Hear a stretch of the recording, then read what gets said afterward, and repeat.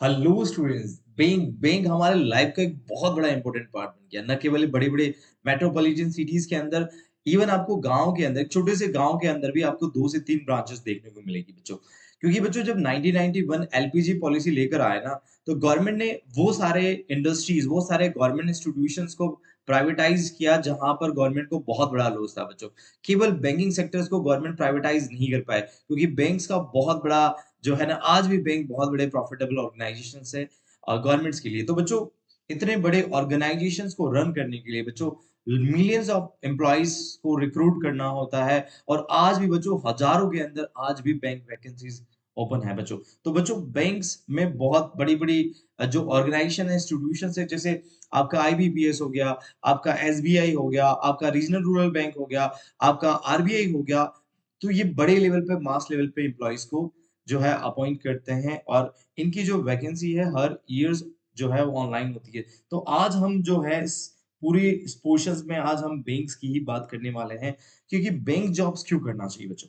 तो bank job करने से आपका सबसे फर्स्ट है हमारी जॉब सिक्योरिटी। आज के टाइम में बच्चों जॉब सिक्योरिटी बहुत बड़ा इंपॉर्टेंट पार्ट बन गया। अगर आप किसी प्राइवेट इंस्टीट्यूशन में, चाहे आपको 2 लाख रुपीज अगर मिलता है, लेकिन अगर आपके पास बहुत बड़ा वर्कलोड है, और अगर आपके पास कोई जॉब सिक्योरिटी नहीं है, अगर आप 2 लाख रुपीज भी अगर कमा रहे होंगे ना, तो आपको सेटिस्फाई नहीं मिलेगा। और ये सेटिस्फेक्शन जो है ना बच्चों, ये हमारा गवर्नमेंट ऑर्गेनाइजेशन, इवन हमारा बैंकिंग सेक्टर्स जो है वो प्रोवाइड करता है। रिसेशंस, ये प्रूफ है। जब कोई रिसेशन आता है तब भी आपने देखा होगा बहुत सारे इंस्टीट्यूशंस में एम्प्लॉइज को ले ऑफ कर दिया जाता है बच्चों, लेकिन बैंकिंग सेक्टर से अछूता है बच्चों। सेकंड, वर्क लाइफ बैलेंस बच्चों। वर्क लाइफ बैलेंस जो है बच्चों, यहाँ पर आपका 10 to 5 जो है टाइम फिक्स होता है। और बहुत सारे पब्लिक हॉलिडेज हैं, कई सारे बैंक 9 to 5 चलते हैं। इसी तरीके से सेकंड सैटरडे हॉलिडेज होता है। नेक्स्ट है ग्लोबल रिस्पेक्ट्स। बैंकिंग सेक्टर्स को व्हाइट कॉलर और प्रोफेशनल स्टेटस वाला जॉब कहा गया है बच्चों। नेक्स्ट, अगर हम बात करें, क्योंकि हम किसी भी ऑर्गेनाइजेशंस को ज्वाइन करते हैं उसके सैलरी और पर्क्स को देखते हुए, तो यहाँ पर बहुत अच्छा ग्रेड पे, यहाँ पर आपको मेडिकल अलाउंसेस दिए जाते हैं। इवन आपको जब किसी जगह आपका ट्रांसफर किया जा रहा है, तो ट्रांसफर के समय भी आपको कुछ जो बैंकिंग सेक्टर है वो अलाउंसेस वगैरह प्रोवाइड करता है, ताकि उस जगह पर जाकर आप सेटल हो पाए बच्चों। नेक्स्ट है, यहाँ पर प्रमोशंस वगैरह बहुत स्पीड से होते हैं। क्लर्क से मैनेजर्स की तरफ अगर आप बढ़ना चाहें ना, पीओ से, मुझे पता है पीओ से बैंक मैनेजर जो है 5 इयर्स में प्रमोशंस प्लान होते हैं। तो यहाँ पर फास्ट प्रमोशंस होते हैं। फैमिली बेनिफिट्स हैं, यहाँ पर आप मैटरनिटी लीव ले सकते हैं, पैटर्निटी लीव ले सकते हैं। और एक बहुत बड़ी इंपॉर्टेंट चीज है आपकी फाइनेंशियल स्टेबिलिटी। तो बैंकिंग सेक्टर जो है वो फाइनेंशियल स्टेबिलिटी प्रोवाइड करता है बच्चों। The drop rate is high. Why banking is the smartest bet? क्यों हमें बैंकिंग सेक्टर्स में जाना चाहिए बच्चों? तो अगर मैं अदर गवर्नमेंट्स की तरफ बात करूँ ना बच्चों, तो बहुत सारे बच्चे जो है ना, अब मैंने देखा है बहुत सारे बच्चे इवन सिविल सर्विसेज का वेट करते हैं। इवन अगर स्टेट लेवल पे देखा जाए तो बहुत सारे एग्जामिनेशंस होते हैं, जिनके नोटिफिकेशंस कभी-कभार साल में, कभी-कभार 2 साल, 3 साल, तो बहुत सारे स्टूडेंट जो है ना वो अवेट रहते हैं बच्चों। लेकिन बैंकिंग सेक्टर में ऐसा नहीं है बच्चों। बैंकिंग सेक्टर्स में ईयर में 3 to 4 नोटिफिकेशन आते हैं बच्चों। इसका मतलब है मोर नोटिफिकेशंस, मोर अपॉर्चुनिटीज बच्चों, more chance to get a jobs बच्चों। अगर मुझे बताइए, अगर 3 to 4 टाइम्स अगर आपको ईयरली अगर आपको चांसेस मिल रहे हैं, और इवन यहाँ पर अगर मैंने कहा ना कि जो बैंकिंग अथॉरिटीज है, चाहे वो आईबीपीएस हो जाए, चाहे वो एसबीआई हो जाए, चाहे वो रीजनल रूरल बैंक हो जाए, चाहे वो रिजर्व बैंक ऑफ इंडिया हो जाए, इनके जो रिक्रूटमेंट प्रोसीजर्स है और यहाँ पर जो सिलेबस है वो 90% सिलेबस सेम है बच्चों। अगर आप मुझे बताइए 4 टाइम्स अगर अपॉर्चुनिटीज मिले, तो कौन ऐसा होगा जो 4 टाइम्स ईयर में बच्चों वो सेलेक्ट नहीं हो सकता। तो बहुत ज्यादा चांसेस है बच्चों, हाईली सिलेक्शन के चांसेस है। तो क्या बच्चों का क्वेश्चन है, क्या 12th के बाद मैं तैयारी शुरू कर सकता हूँ? बिल्कुल बच्चों। तो सबसे पहले फर्स्ट तैयारी आप प्रिपरेशन स्टार्ट कर सकते हो, लेकिन ये एग्जाम को देने के लिए आपको ग्रेजुएशन पूरी करनी ही होगी। तो बच्चों, अगर कई बार बच्चे ये सोचते हैं कि सर हम ग्रेजुएशन कंप्लीट करने के बाद में सर हम 3 इयर्स जो है मुझे ग्रेजुएशन कंप्लीट करनी है, उसके बाद प्रिपरेशन करना चाहिए, जबकि ये बिल्कुल गलत है बच्चों। प्रिपरेशन आपको 12th के बाद ही तैयार कर लेना चाहिए बच्चों। तो अगर हम बात करें, तो फर्स्ट ईयर ग्रेजुएशन से ही प्रिपरेशन स्टार्ट कर देनी चाहिए बच्चों। बिना आजकल तो बच्चों आप ये सोचोगे कि sir I am belongs to the village area, तो बच्चों आज आप भले ही विलेज एरिया से हैं बच्चों, लेकिन आपको पता है ना बहुत सारे ऑनलाइन क्लासेस जो हैं, बहुत सारे ऐसे चैनल्स हैं मैंने देखे हैं जो फ्री ऑफ कोर्स आपको गाइडेंस प्रोवाइड्स करते हैं। तो बच्चों आप ऐसे-ऐसे जो कोर्सेज़ हैं बच्चों, वहाँ पर उन जॉइन करके बच्चों आप यहाँ अभी से प्रिपरेशंस कर सकते हैं बच्चों। जो जब तक डिग्री आएगी तब तक जॉब आपके हाथ में होगी बच्चों। आप अच्छी तरीके से प्रिपरेशंस कर पाएँ। अगर हम बात करें बच्चों क्लरिकल जॉब जो कि और पीओ जॉब्स किस तरीके की जॉब्स होती है बच्चों नॉर्मली क्लरिकल जॉब होती है वो असिस्टेंट की जॉब होती है यहाँ पर कस्टमर्स हैंडलिंग करना कैश मैनेजमेंट्स करना स्पेशली जो है इसमें वर्क होता है वर्क प्रोफाइल होता है यहाँ पर जो एज लिमिट है बच्चों 20 to 28 ईयर्स है बच्चों और यहाँ पर नॉर्मली जो है ना, अगर मैं बात करूँ डिफ़िकल्टी जो है वो मीडियम्स होता है, स्पीड इज़ द क्योंकि यहाँ पर एग्ज़ामिनेशंस को क्रैक करने के लिए स्पीड्स की बहुत ज़्यादा बड़ी रिक्वायरमेंट है। और यहाँ पर बच्चों फाइनल स्टेज पे आओगे ना, तो कोई इंटरव्यू नहीं डायरेक्ट आपका सिलेक्शन से बच्चों मेंस के बाद में। उसी तरीके से बैंक जो है ना बच्चों हाई रेटेड जॉब्स में आता है बच्चों। अब बैंक्स में क्या होता है आपको ब्रांच का मैनेजमेंट करना होता है, लोन अप्रूवल्स का जो काम होता है वो पीओ के थ्रू होता है। उसी तरीके से यहाँ पर जो एज लिमिट है बच्चों वो 20 टू 30 ईयर्स है। यहाँ जो एग्ज़ामिनेशंस का डिफ़िकल्टी है बहुत हाई है। यहाँ पर आपको स्ट्रैटेजी बनानी होगी और नॉलेज बहुत इम्पोर्टेंट होगा बच्चों। तो यहाँ पर फाइनल स्टेज में आपका ग्रुप डिस्कशन और पर्सनल इंटरव्यू जो होता है वो इंक्लूड्स होता है बच्चों। यहाँ अगर आपका पर्सनल इंटरव्यूज़ हो गया और फिर अगर आप वहाँ सेलेक्ट हो जाते हैं तो बच्चों आप बैंक पीओ की जॉब पा सकते हैं बच्चों। तो बच्चों यहाँ पर एग्ज़ाम जो है कौन-सी ऑर्गनाइज़ेशंस करवाती है मैंने आपको बता ही दिया। कि आईबीपीएस करवाती है, स्टेट बैंक ऑफ इंडिया करवाती है, आरबीआई करवाती है, रीजनल रूरल बैंक्स करवाती है बच्चों और मेन चीज़ है बच्चों इनका जो सिलेबस है 90% सिलेबस सेम होता है बच्चों। अगर आप एक ही तैयारी करेंगे ना, आप सारे के सारे एग्ज़ाम को आप अटेम्प्ट कर पाएँगे बच्चों। तो बच्चों यहाँ पर सबसे बड़ी बात है कि किस तरीके से जैसे सपोज़ आप एक प्लेयर की तरह मानता हूँ मैं आपको, तो किस तरीके से आप अपना रजिस्ट्रेशंस करवा सकते हैं बच्चों। जब आप अपना ग्रेजुएशंस कर चुके हैं और ग्रेजुएशंस किसी भी स्ट्रीम में, चाहे आपने बीए किया, चाहे बीकॉम या बीएससी या किसी भी स्ट्रीम से हैं बच्चों, जब आपने और हाँ, सबसे इम्पोर्टेंट बात है कि आपकी जो यूनिवर्सिटी है ना, वो गवर्नमेंट रिकॉग्नाइज्ड यूनिवर्सिटी होनी चाहिए। गवर्नमेंट रिकॉग्नाइजेशंस का मतलब होता है यूजीसी जो है ना यूनिवर्सिटी ग्रांट कमीशंस होता है, उसकी अप्रूवल से होनी चाहिए, है ना? और ये जो यूनिवर्सिटी होनी चाहिए फेक यूनिवर्सिटी नहीं होनी चाहिए। अब कल आजकल बहुत सारी फेक यूनिवर्सिटीज़ का भी जो है तो आपको यूनिवर्सिटी में एडमिशन देने से पहले ये देखना है कि या क्या ये एफिलिएटेड बाय यूजीसी है या नहीं बच्चों। नेक्स्ट है फाइनल ईयर है। बच्चों बच्चों अगर फाइनल ईयर्स में है ना, तब भी आप एसबीआई पीओ के फॉर्म फिल कर सकते हो बच्चों।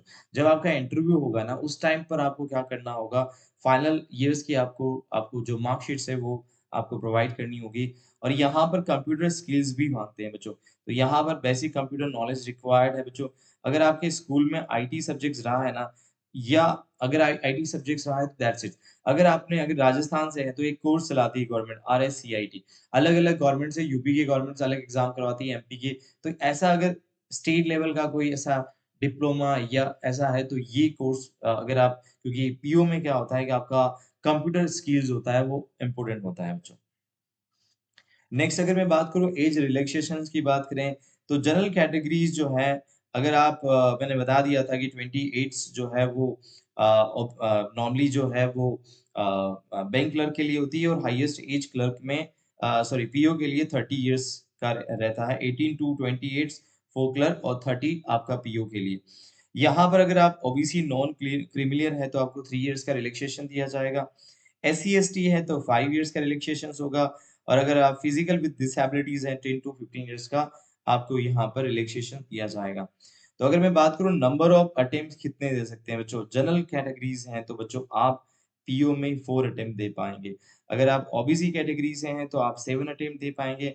अगर आप एससी-एसटी कैटेगरी से हैं बच्चों, तो आप अनलिमिटेड अटेम्प्ट्स आप दे पाएँगे। सबसे इम्पोर्टेंट बात ये है कि IBPS exam have no registration on the number of attempts for any category. यहाँ पर कोई कैटेगरीज़ वाइज़ ऐसा कुछ नहीं है, केवल एसबीआई के लिए ये स्पेसिफिक है बच्चों। तो अगर मैं बात करूँ किस तरीके से आपको ये एग्ज़ामिनेशंस की आप जर्नी स्टार्ट कर सकते हैं, तो फर्स्ट आपको यहाँ पर प्रिलिमिनरी एग्जामिनेशन देना होगा।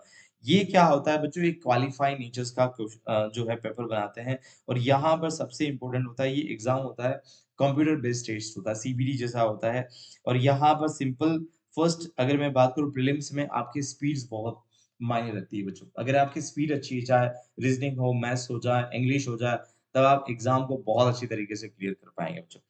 और उसके बाद आता है बच्चों मेंस एग्जाम। अगर आपका प्री एग्जाम क्लियर हो गया तब आप मेन मेन एग्जाम के लिए जाएँगे। यहाँ पर आपको थोड़ा-सा डीप नॉलेज की रिक्वायरमेंट्स होगी बच्चों, ठीक है ना? और यहाँ पर मेरिट लिस्ट बनेगी बच्चों और उसके बाद आप मेंस के बाद में आप इंटरव्यू के लिए जाएँगे, जहाँ पर जीडी राउंड्स होंगे बच्चों। यहाँ पर आपका टेस्ट लिया जाएगा और उसके बाद आपको पीओ की जो पोस्ट होगी, वो आपको बैंक जो है वो प्रोवाइड करेगा। अब यहाँ पर मैंने बता ही दिया कि आपका जो प्रीलिम्स है ना, वो सबसे इम्पोर्टेंट जहाँ पर स्पीड और एक्यूरेसी बहुत इम्पोर्टेंट है। सब्जेक्ट कौन से होते हैं बच्चों? 100 क्वेश्चंस होंगे 100 मार्क्स के बच्चों, जिसमें आपका इंग्लिश लैंग्वेज, आपका क्वांटिटेटिव एप्टीट्यूड, आपका रीजनिंग एबिलिटीज आएगा बच्चों। तो यहाँ इंग्लिश में बात की जाए तो 30 क्वेश्चंस होंगे 20 मिनट्स के अंदर बच्चों। तो आप देख सकते हैं 30 क्वेश्चंस आपको 20 मिनट्स में करने होंगे, तो आपको कितनी स्पीड रखनी होगी। अगर मैं बात करूँ क्वांटिटेटिव एप्टीट्यूड्स की बात करूँ यानी कि मैथ्स की बात करूँ, तो यहाँ पर 35 क्वेश्चंस आएँगे, वो आपको 20 मिनट्स में आपको पूरे करने हैं। और उसी तरीके से रीज़निंग के अगर मैं देखा जाए तो 35 क्वेश्चन्स आएँगे जिसे आपको 20 मिनट्स में आपको करना होगा। यानी कि 100 क्वेश्चन्स रहेंगे, 100 मार्क्स के रहेंगे और टाइम रहेगा केवल 1 आवर्स। और यहाँ पर इम्पोर्टेंट बात ये है कि नेगेटिव मार्किंग है बच्चों। अगर आपने कोई क्वेश्चन से टिक गलत कर दिया तो 1/4 जो मार्क्स है वो डिडक्ट कर लिए जाएँगे हर रॉन्ग आंसर्स के बच्चों।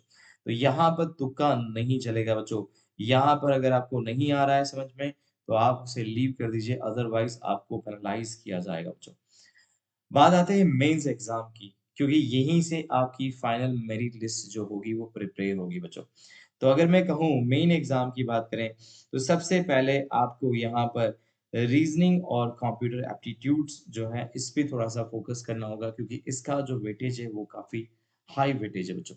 इस एग्ज़ाम का जो वेटेज है, इस पोर्शन्स का मेंस के लिए इसका वेटेज हाई है। उसके बाद आपका डेटा एनालिसिस और इंटरप्रिटेशंस आएगा जो आपके क्वांटिटेटिव एप्टीट्यूड से रिलेटेड है।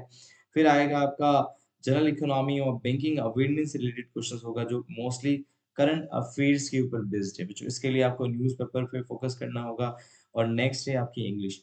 इंग्लिश आप चाहे प्री की बात करें, आप मेंस की बात करें, रीजनिंग आप प्री मेंस की बात करें, यहाँ पर इन सब्जेक्ट्स के ऊपर आपको ज़्यादा फोकस होना पड़ेगा बच्चों।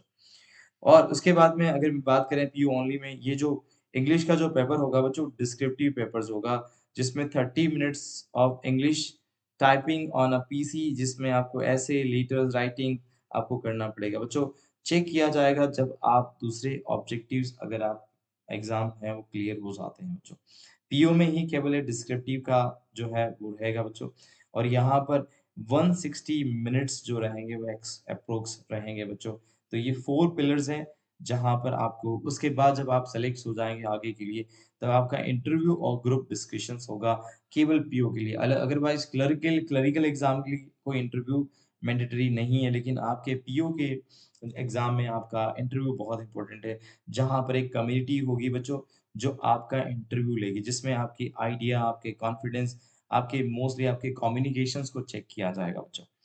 तो एसबीआई के अंदर मैं बात करूँ तो ग्रुप डिस्कशन जो है वो 20 मार्क्स का है और आपका जो पीआई है पर्सनल इंटरव्यू वो 30 मार्क्स का रहेगा बच्चों। आईबीपीएस में अगर मैं बात करूँ तो थोड़ा-सा यहाँ पर अलग है। यहाँ पर 100 मार्क्स का आपका पर्सनल इंटरव्यू होगा बच्चों। तो यहाँ पर सबसे इम्पोर्टेंट बात है you must score a minimum of 40%। 35% जो स्कोर है वो रिजर्व कैटेगरी के लिए है। जब ही आप 40% गेट करोगे तभी आप स्टेज को क्लियर कर पाओगे बच्चों। तो यहाँ पर सबसे इम्पोर्टेंट प्रो टिप्स है बच्चों, कभी भी आपको घबराना नहीं है। पैनल आपको टेस्ट करेगा, आपके पर्सनल ट्रेड्स को चेक करेगा, आपकी क्या आपके इंटरेस्ट हैं, आपके कम्युनिकेशंस को चेक करेगा, आपके कॉन्फिडेंस को चेक करेगा। केवल यहाँ पर बुकिश मेमोरी पर ही फोकस नहीं किया जाएगा बच्चों। उसके बाद मैंने आपको कहा था कि आप 12th के बाद ही इस जर्नी को स्टार्ट कर सकते हैं बच्चों। जो बच्चा 3 इयर्स के प्लान को लेके चलेगा ना, उसके सक्सेस के चांसेस बहुत ज़्यादा होगा। जो बच्चा ग्रेजुएशंस के बाद में जा रहा है और एक बच्चा 12th के पास जा रहा है, 12th के बाद जो जा रहा है ना बच्चों, उसकी फर्स्ट अटेम्प्ट बहुत ज़्यादा उसके चांसेस हाई चांसेस रहेंगे, हाई रेटेड रहेंगे बच्चों। तो 12th के बाद बच्चों आपको सबसे पहले 1 ईयर जो है ना, आपको अपने बेसिक्स पे फ़ोकस करना है बच्चों। आपको जीके के लिए रीडिंग न्यूज़पेपर स्टार्ट करना है, इंग्लिश में आपको वोकैब्युलरी बिल्ड करनी है, आपको वैदिक मैथ्स ट्रिक्स जो है, कैलकुलेशन स्पीड्स के ऊपर फ़ोकस करना है। सेकंड ईयर्स में बच्चों आपको अपनी मसल्स को बिल्ड करना है, यहाँ पर आपको कोर सिलेबस को कंप्लीट करना है, जिसमें आपका रीज़निंग और क्वांटिटेटिव्स आ जाएगा।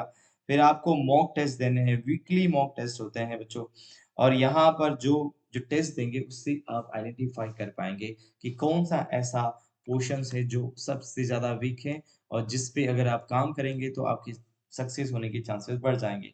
3 इयर्स रहेंगे बच्चों जहाँ पर आपको हाई लेवल डेली प्रैक्टिसेस करना है, प्रीवियस ईयर्स के पेपर सोल्व करना है। जब आप प्रीवियस ईयर के पेपर सोल्व करोगे ना, तभी आपको आइडिया हो जाएगा कि ये मैं पेपर जो है फर्स्ट अटेम्प्ट क्लियर कर पाऊँगा या नहीं कर पाऊँगा।